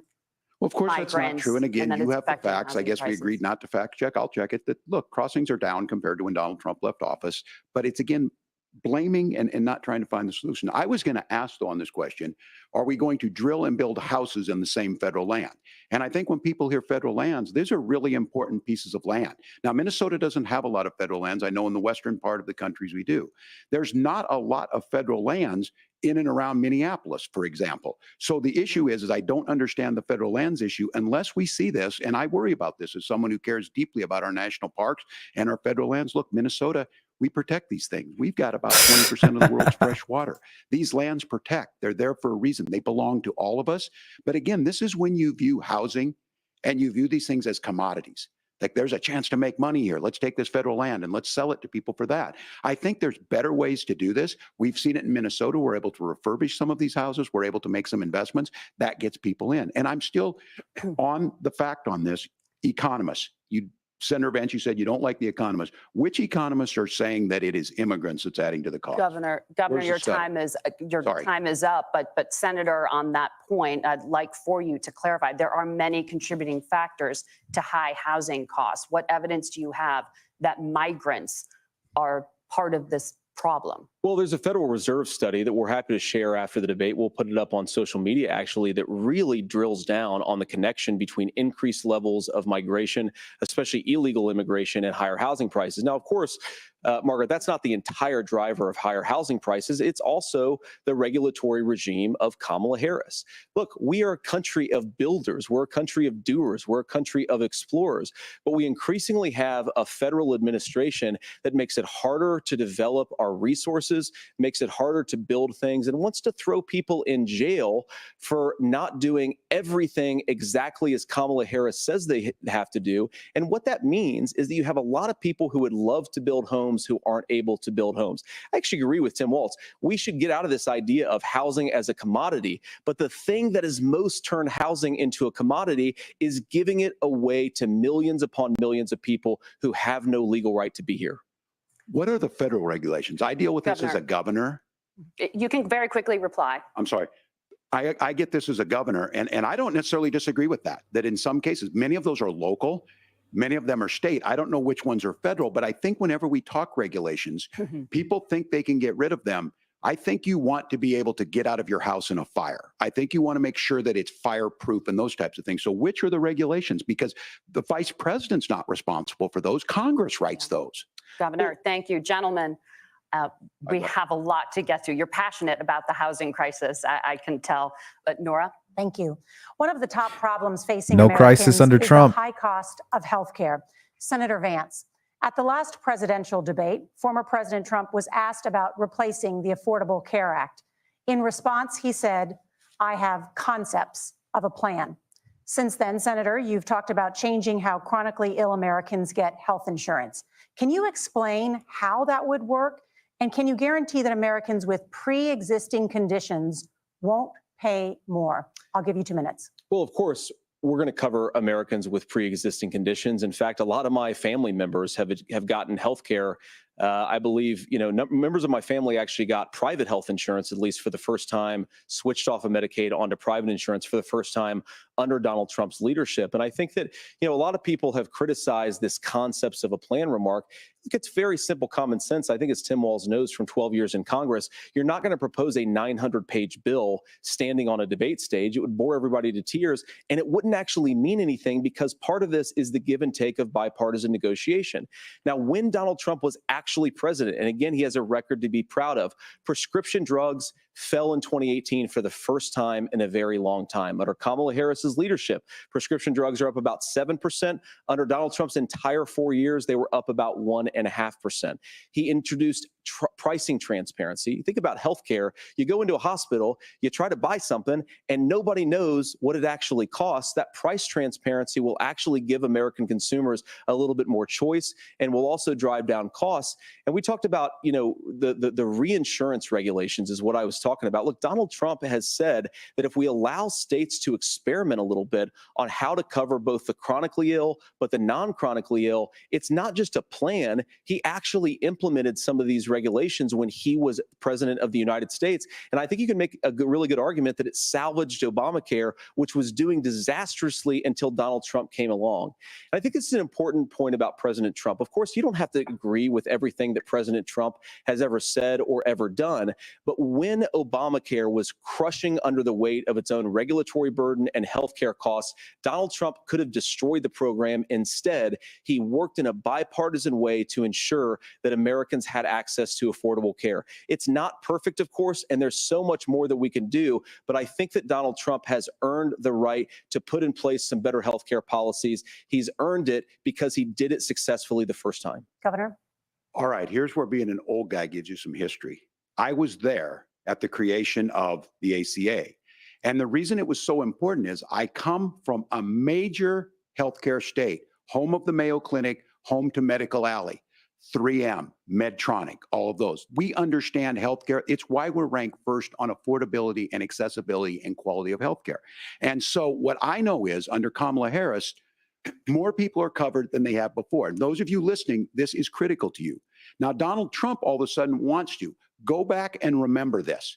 He ran on the first thing he was going to do on day one was to repeal Obamacare. On day one, he tried to sign an executive order to repeal the ACA. He signed on to a lawsuit to repeal the ACA, but lost at the Supreme Court. And he would have repealed the ACA had it not been for the courage of John McCain to save that bill. Now, fast forward, what that means to you is you lose your pre-existing conditions. If you're sitting at home and you got asthma, too bad. If you're a woman, probably not. Broke your foot during football, might kick you out. Your kids get kicked out when they're 26. Kamala Harris negotiated drug prices for the first time with Medicare. We have 10 drugs that will come online, the most common ones that'll be there. But look, this issue, and when Donald Trump said, I've got a concept of a plan, it cracked me up as a fourth grade teacher because my kids would have never given me that. But what Senator Vance just explained might be worse than a concept, because what he explained is pre-Obamacare. And I'll make this as simple as possible because I have done this for a long time. What they're saying is, if you're healthy, why should you be paying more? So what they're going to do is let insurance companies pick who they insure, because guess what happens? You pay your premium, it's not much. They figure they're not going to have to pay out to you. But those of you a little older, gray, got cancer, you're going to get kicked out of it. That's why the system didn't work. Kamala Harris will protect and enhance the ACA. Governor, thank you. Senator, you have not yet explained how you would protect people with pre-existing conditions or laid out that plan. Well, look, we currently have laws and regulations in place right now that protect people with pre-existing conditions. We want to keep those regulations in place, but we also want to make the health insurance marketplace function a little bit better. Now, what Governor Walz just said is actually not true. A lot of what happened, and the reason that Obamacare was crushing under its own weight, is that a lot of young and healthy people were leaving the exchanges. Donald Trump actually helped address that problem, and he did so in a way that preserved people's access to coverage who had pre-existing conditions. But again, something that these guys do is they make a lot of claims about if Donald Trump becomes president, all of these terrible consequences are going to ensue. But in reality, Donald Trump was president. Inflation was low. Take-home pay was higher, and he saved the very program from a Democratic administration that was collapsing and would have collapsed absent his leadership. He did his job, which is govern in a bipartisan way and get results, not just complain about problems, but actually solve them. Governor, did enrollment under the Affordable Care Act go up under the Trump administration? It's higher now that we've seen it go up. Look, people are using it. The system works. And the question about this of young people or whatever, that's the individual mandate piece of this. And Republicans fought tooth and nail saying, well, Americans should be free to do this. Well, then what happens? So you think the individual mandate's a good idea? You shrink. I think the idea of making sure the risk pool is broad enough to cover everyone, that's the only way insurance works. When it doesn't, it collapses. You are asking pre-ACA where we get people out. Look, people know that they need to be on health care.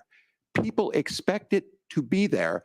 And when we are able to make it, and we are making it this way, when we incentivize people to be in the market, when we help people who might not be able to afford it get there, and we make sure then when you get sick and old, it's there for you. Because I heard people say, well, I don't want to buy into Medicare or whatever. Good luck buying health care once you get past 70. So look, the ACA works. We can continue to do better. Kamala Harris did that. The way she made everything better was negotiating those 10 drugs. She made on nothing Medicare better. For the first time in American history. Thank you, Margaret. Can I address that? I apologize. We're out of time. We have a number of subjects to discuss. Margaret. Let's talk about families in America. There is a child care crisis in this country, and the United States is one of the very few developed countries in the world without a national paid leave program for new parents. Governor Walz, you've said that if Democrats win both the White House and Congress, this is a day one priority for you. How long should employers be required to pay workers while they are home taking care of their newborns? You have 2 minutes. Yeah, well, that's negotiable, and that's what Congress worked. But here's what the deal is. Americans sitting out there right now, you may work for a big company. Look, we're home in Minnesota to some of the largest Fortune 500 companies. Kamala Harris knows that in California. Those companies provide paid family medical leave. One is, I think they're moral and they think it's a good thing, but it also keeps their employees healthy. We in Minnesota passed a paid family medical leave. You have a child, and I had to go back to work 5 days after my kids were born. This allows you to stay home a certain amount of time. What we know is that gets the child off to a better start. The family works better. We stay in their employers. We get more consistency in that. So Kamala Harris has made it a priority. We implemented it in Minnesota and we see growth. That's how you become a pro-business state. But the negotiations on it, and here's the issue. Those big companies are able to offer it. Those of you out there who don't have it, just imagine what happens if you get cancer or your child gets sick. We know what happens. You end up staying home. In some cases, that means no paycheck because you've got no protection on that. This is the case of an economy that Donald Trump has set for the wealthiest amongst us. He's willing to give those tax breaks to the wealthiest. He's willing to say, bust those unions up, do whatever. What we're saying is the economy works best when it works for all of us. And so a paid family medical leave program, and I will tell you, go to the families or go to the businesses and ask them. As far as childcare on this, you have to take it at both the supply and the demand side. You can't expect the most important people in our lives to take either our children or our parents to get paid the least amount of money.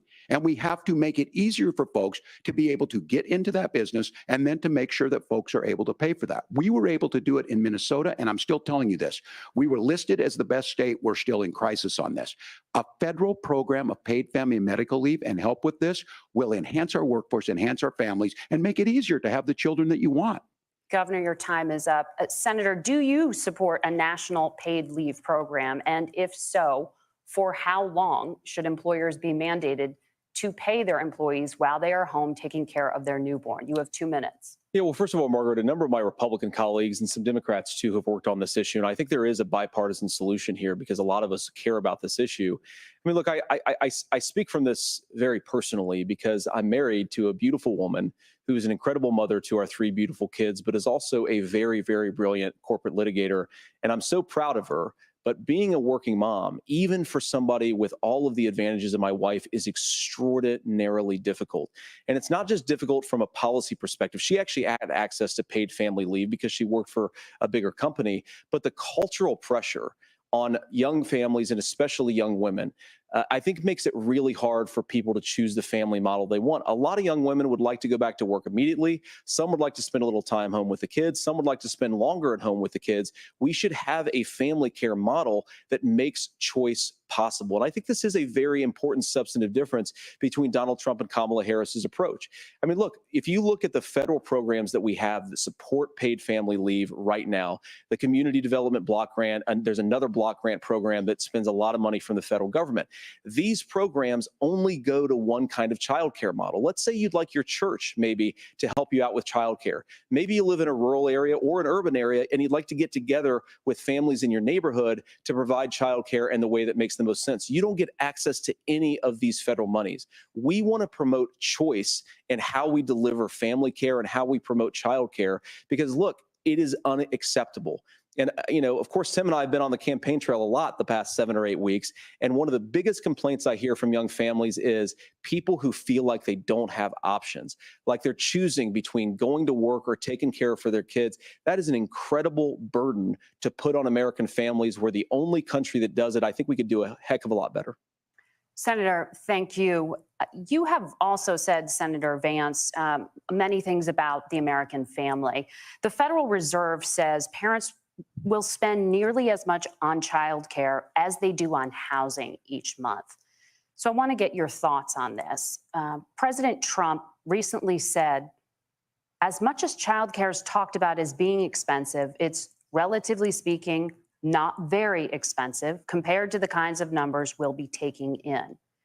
Is President Trump committed to the $5,000 per child tax credit that you have described? You have 1 minute. Well, what President Trump said, Margaret, I just want to defend my running mate here a little bit, is that we're going to be taking in a lot of money by penalizing companies for shipping jobs overseas and penalizing countries who employ slave laborers and then ship their products back into our country and undercut the wages of American workers. It's the heart of the Donald Trump economic plan. Cut taxes for American workers and American families, cut taxes for businesses that are hiring and building companies in the United States of America, but penalize companies and countries that are shipping jobs overseas. That's the heart of the economic proposal. And I think what President Trump is saying is that when we bring in this additional revenue with higher economic growth, we're going to be able to provide paid family leave, childcare options that are viable and workable for a lot of American families. Can you clarify how that will Simple solve and the concise. childcare shortage? Well, because as Tim said, a lot of the child care shortage is we just don't have enough resources going into the multiple people who could be providing family care options. And we're going to have to, unfortunately, look, we're going to have to spend more money. We're going to have to induce more people to want to provide child care options for American families, because the reason it's so expensive right now is because you've got way too few people providing this very essential service. Thank you, Senator. Governor Walz, your ticket also has some child care tax credit proposals. Do you think Congress will agree to the $6,000 credit for newborns and $3,000 credit for children over the age of 6, as your campaign has promised? Is that realistic? Well, if these members of Congress are listening to anybody, I can tell you, and this is the biggest issue. Everybody listening tonight knows. I mean, I'm sure they were shocked to hear it's not that expensive. And let's be clear, whether it's $5,000 or $6,000, that pays you about 3 or 4 months. Let's be clear of where we're at on this. It's because we got out of an imbalance on this. We thought we were going to get by not paying people. I don't think Senator Vance and I are that far apart. I'm not opposed to what he's talking about on options. We've done scholarship types of things. I think we need to be open to making the case. But the issue here is, the question you asked is, you're not going to pay for it with these tariffs. That's just adding another $4,000 on the family and taking less. So not only do they not get the money to pay for that, they're $4,000 in the hole. That's Wharton School. That's his alma mater. And so I think the issue here is, if those members of Congress, I can't believe they're not. When I go to businesses, sure, they'll talk about taxes sometime, but they will lead with childcare and they will lead with housing, because we know the problem is, especially in a state like Minnesota, we need more workers because our economy is growing, but we need the workforce. Governor, thank you. We need to move on. Nora? Let's talk about the state of democracy, the top issue for Americans after the economy and inflation. After the 2020 election, President Trump's campaign and others filed 62 lawsuits contesting the results. Judges, including those appointed by President Trump and other Republican presidents, looked at the evidence and said there was no widespread fraud. The governors They're of still every finding state fraud in the nation, Republicans and Democrats, certified the 2020 election results and sent a legal slate of electors to Congress for January 6th. Senator Vance, you have said you would not have certified the last presidential election and would have asked the states to submit alternative electors. That has been called unconstitutional and illegal. Would you again seek to challenge this year's election results, even if every governor certifies the results? I'll give you 2 minutes. Well, Nora, first of all, I think that we're focused on the future. We need to figure out how to solve the inflation crisis caused by Kamala Harris's policies, make housing affordable, make groceries affordable, and that's what we're focused on. But I want to answer your question because you did ask it. Look, what President Trump has said is that there were problems in 2020, and my own belief is that we should fight about those issues, debate those issues peacefully in the public square, and that's all I've said, and that's all that Donald Trump has said. Remember, he said that on January the 6th, the protesters ought to protest peacefully. And on January the 20th, what happened? Joe Biden became the president. Donald Trump left the White House. And now, of course, unfortunately, we have all of the negative policies that have come from the Harris-Biden administration. I believe that we actually do have a threat to democracy in this country, but unfortunately, it's not the threat to democracy that Kamala Harris and Tim Walz want to talk about. It is the threat of censorship. It's Americans casting aside lifelong friendships because of disagreements over politics. It's big technology companies silencing their fellow citizens. And it's Kamala Harris saying that rather than debate and persuade her fellow Americans, she'd like to censor people who engage in misinformation. I think that is a much bigger threat to democracy than anything that we've seen in this country in the last 4 years, in the last 40 years. Now, I'm really proud, especially given that I was raised by two lifelong blue-collar Democrats, to have the endorsement of Bobby Kennedy Jr. and Tulsi Gabbard, lifelong leaders in the Democratic coalition. And of course, they don't agree with me and Donald Trump on every issue. We don't have to agree on every issue, but we're united behind a basic American First Amendment principle that we ought to debate our differences. We ought to argue about them. We ought to try to persuade our fellow Americans. Kamala Harris is engaged in censorship at an industrial scale. She did it during COVID. She's done it over a number of other issues. And that, to me, is a much bigger threat to democracy than what Donald Trump said when he said that protesters should peacefully protest on January the 6th. Governor?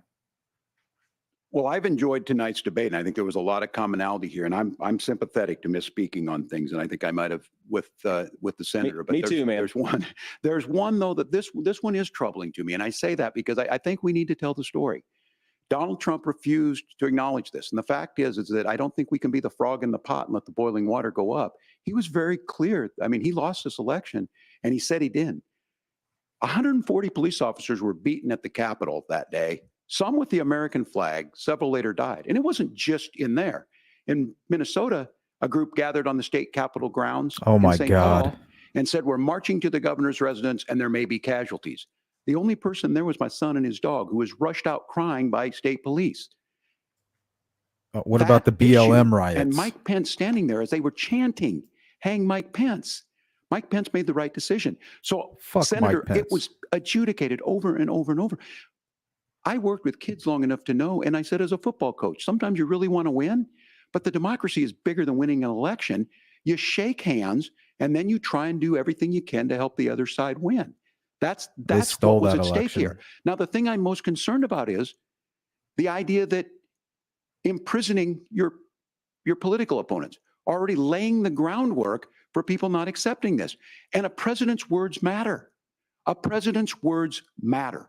People hear that. So I think this issue of settling our differences at the ballot box, shaking hands when we lose, being honest about it, but to deny Accepting what it when happened they steal on the January 6th, election. the first Hell time no. in American history that a president or anyone tried to overturn a fair election and the peaceful transfer of power. And here we are 4 years later in the same boat. I will tell you this, that when this is over, we need to shake hands this election, and the They're winner gonna needs steal to it. be the winner. This has got I can to already stop. tell, It's tearing guys, our country they will apart. steal this election Margaret? and its shit will hit the fan. Senator Vance, did you want to respond to that?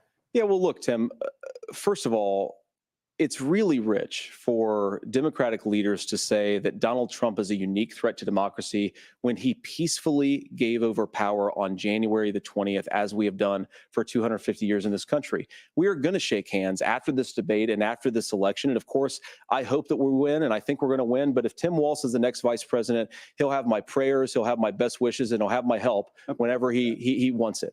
But we have to remember that for years in this country, Democrats protested the results of elections.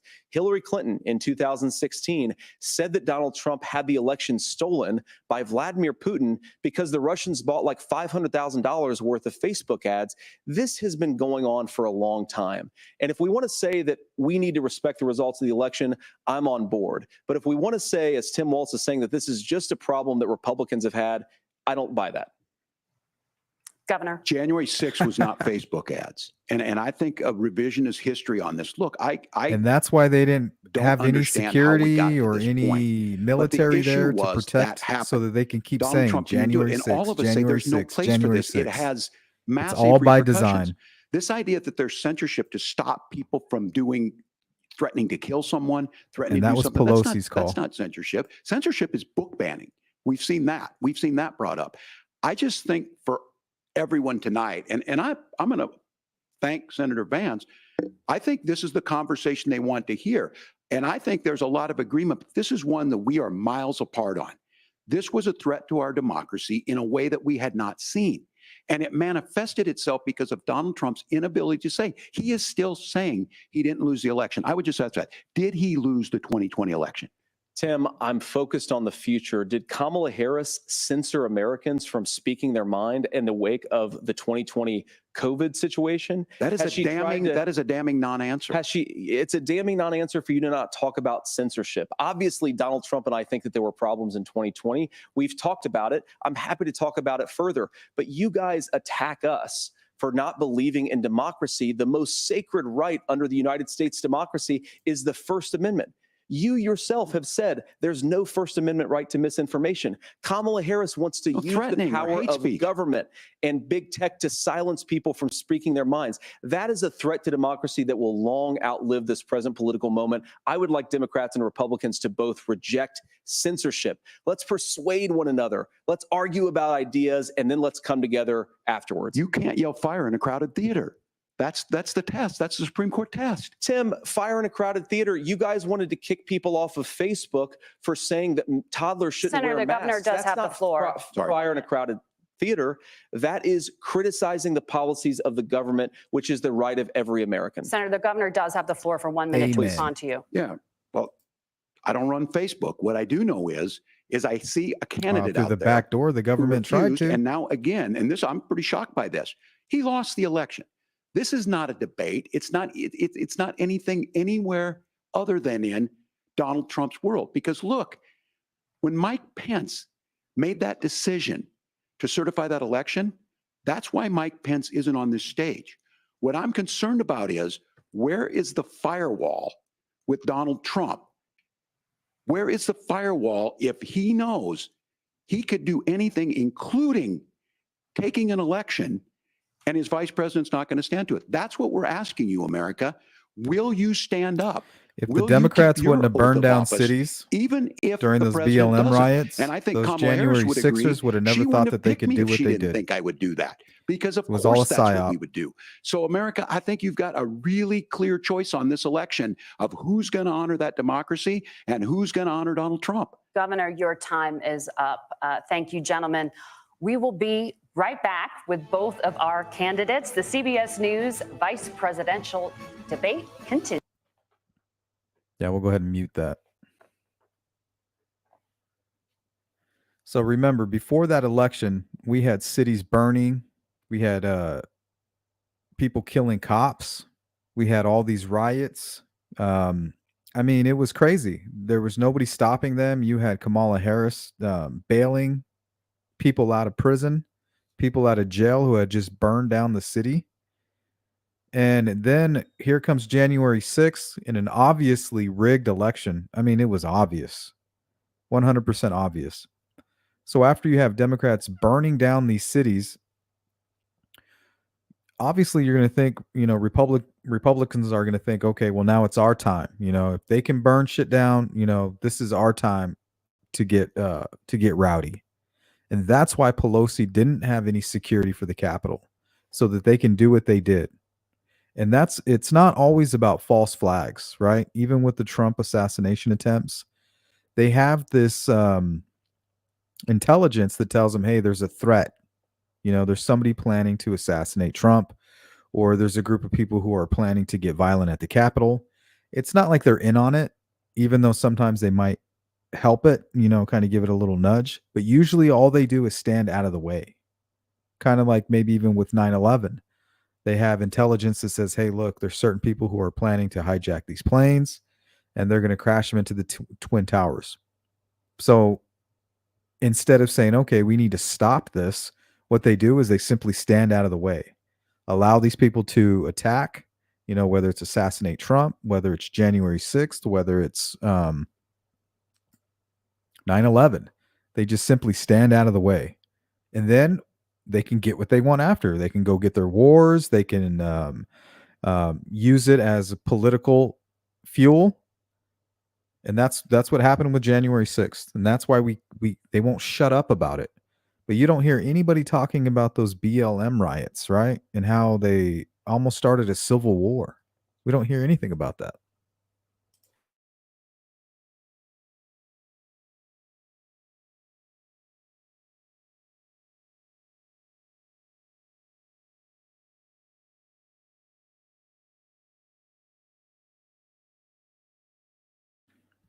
Yep, and that's what it boils down to, Sparky. War. That's why you didn't see any wars during Donald Trump, because they couldn't buy him off. So you got Netanyahu, you got Zelensky, and you got Putin. You think that they're not all in on this together? They're all in on this together. It's all about money. War equals money. That's why we went to war with George Bush. That's why he allowed 9/11 to happen. He stepped out of the way. You know how many people are trying to attack America right now, and how many attempts that we're able to stop each year that you never hear about? Well, all they have to do at any moment in time when they need something to happen or to get their way or to declare war on a country, they just have to step aside and allow the attack to happen. And that's what it's all about, money, and funneling our tax dollars into their friends' pockets. 100%.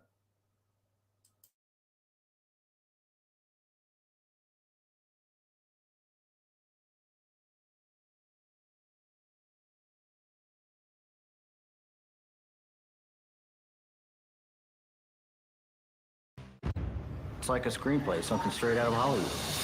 Human remains found this week. There's some questions that have to be asked and need.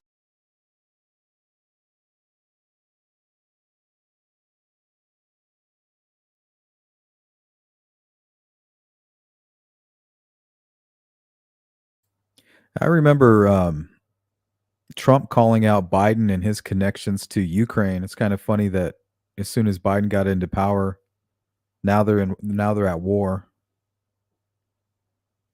And all I know is that if Russia was putting weapons and working with Mexico, yeah, we would probably invade them too. Welcome back to the CBS News Vice Presidential Debate. It is now time for the closing statement. Senator Vance won the virtual coin toss and elected to go last. So, Governor Walz, you are first. You have 2 minutes. Oh, he's a communist. Well, thank you, Senator Vance. Thank you to CBS News. And most importantly, thank you to all of you. If you're still up and the folks who miss Dancing with Our Stars, I appreciate it. But look, the support of the democracy matters. It matters that you're here. And I'm as surprised as anybody of this coalition that Kamala Harris has built, from Bernie Sanders to Dick Cheney to Taylor Swift, and a whole bunch of folks in between there. Taylor Swift. And they don't all agree on everything. Coalition of but they illegal are immigrants. Truly optimistic people. They believe in a positive future of this country and one where our politics can be better than it is. And I have to tell you that that better than it is the sense of optimism that there can be an opportunity economy that works for everyone, not just to get by, but to get ahead. And the idea that freedom really means something, not the freedom of government to be in your bedroom or exam room, but the freedom for you to make choices about yourself. Now, look, we all know who Donald Trump is. He's told us, and as Maya Angelou said, believe him when he told you that. His first inaugural address talked about American carnage. And then he spent 4 years trying to maybe do that. Senator Vance tonight made it clear he will stand with Donald Trump's agenda. Hell he yeah. will continue to Me push too. down that road. Excuse me. Kamala Harris gives us a different option. He's going to Now, crack I have some to tell you, skulls when he gets I'm back going in to be there. careful about the quotes, but there's one If that they Senator don't steal Vance it. said that does resonate with me. He said, Donald Trump makes the people I care about afraid. A lot of America feels that way. We don't need to be afraid. Franklin Roosevelt was right. All we have to fear is fear itself. Kamala Harris is bringing us a new way forward. She's bringing us a and the politics million of joy. criminals that are She's crossing bringing our real border. solutions for the middle class, and she's Don't centering forget them. you at the heart of that.